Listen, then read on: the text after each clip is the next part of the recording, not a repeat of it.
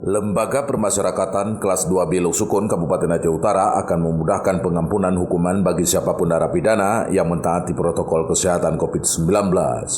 Para napi juga akan dibebaskan bila memenuhi persyaratan ditentukan melalui program asimilasi yang diberlakukan Kementerian Hukum dan Hak Asasi Manusia Republik Indonesia selama pandemi.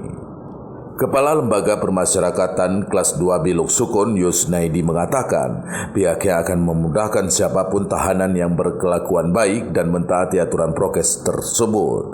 Terlebih lagi bila mampu melakukan edukasi terkait pencegahan corona bagi warga binaan.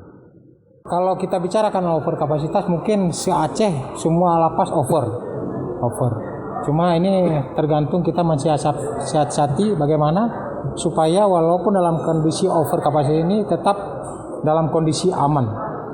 Untung kemarin ada program asimilasi. Ini sangat terbantu bagi kami.